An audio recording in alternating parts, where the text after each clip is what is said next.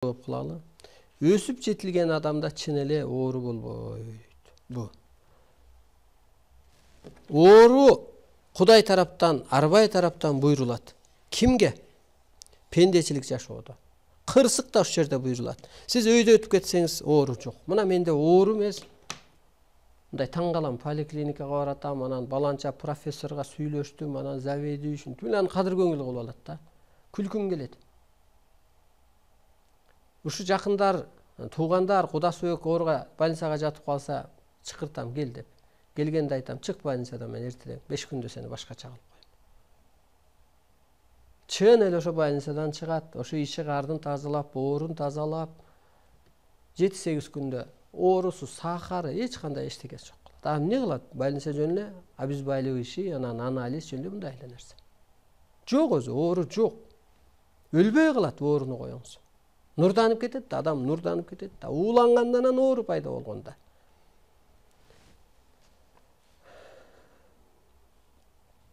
Мурдагы эфирде Теңир менен Аллахты өлүп айттыңыз.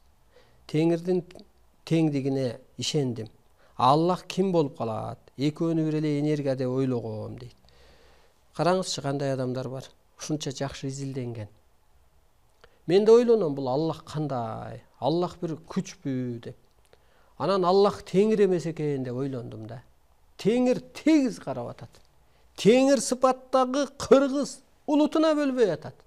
Ким келсе да Кудай конок экен деп. Ким менен Кудай болсок да Кудай кошкон адам экен деп. Аллах улдый экен да демек. Өз улутуна эле караса, капыр десе, жыныска бөлсө, же болбосо ошол кездеги түшүнүккө берген үчүн ошол бир эле Кудай берсе керек. А ошол кезде түшүнүккө бергенде булар ошол кездеги түшүнүк менен паска тартып алса керек. Бул жерде так берилет. Бүгүнкү күнгө чейин пенделер сыйынган, пир туткан диндер ошол убакыттагы эволюциянын деңгээлине жарактуу болгон. Кудай ал пайгамбарларга өзүнүн купуя сырын жана акыреттин жүзүн, алдыда жашоо жолжоо эрежесин өтө кыска сезимден төмөнкө. Жалпы түшүнүктө бир эле Кудай деп ойлойм мен. Бир эле чоң энергия, чоң аалам деп.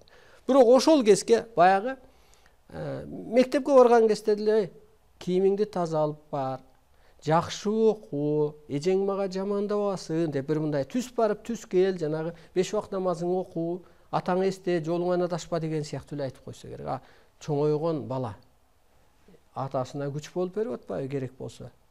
Мына кыргыз Теңирдин ролун жерде аткарып берген атпайбы? Теңирдин, Алла аламдын, Кудайдын аян кабарын элге жеткирип берип атпайбы? Ортомчу болуп атпайбы? Ал кезде ал болгон эмес да. Ушу айырмасына мен дагы кичине ойлонуп жүрөм. Эгер ошол эле Аллах болсо анда бир ылдыйраак эле бир нерсе бергенби деп. Же болбосо ошол убакыттагы эле ошондой түшүнүп анан артка тартып алган деп. Эмне үчүн убакыт тез өтүп атат, мурдагыдай эмес дейт. Убакытты унутуп койгула. Убакыт жок. Учурчак менен жашагыла.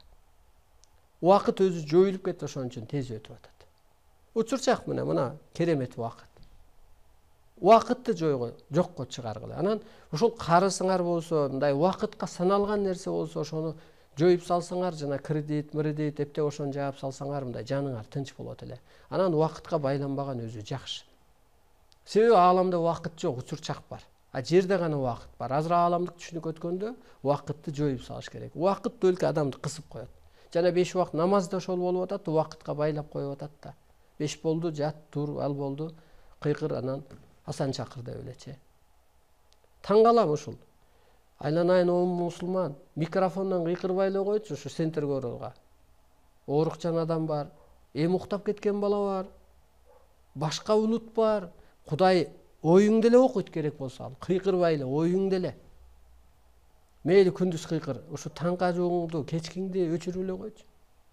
Эмне кереги бар анын өзү? Эмне кереги бар ушуну айтчы? Сыйгылчы, мына ПДДда да окутат. Сигнал бербей эртең мененки кечки саат баланчадан бу жерге чейин сигнал бергенге болбойт деп. Анысы кандай эле сигнал да сиз элди чочутуп атасыз.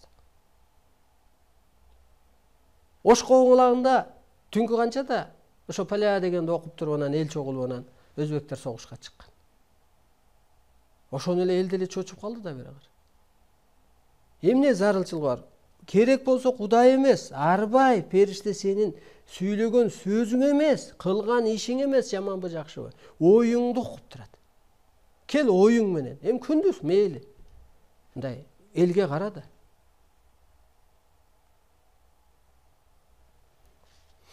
Илгери техника, свет жок болсо не менен кыйкырган? Оосу менен кыйкыр, оосуң менен кыйкырып кой, угулса угулар, угулбаса кояр. Эгер ошондой шарт болгон болсо, ал кез техника жок эле да. Оосуң менен кыйкырып койгула, чыгып алып кайсы жерден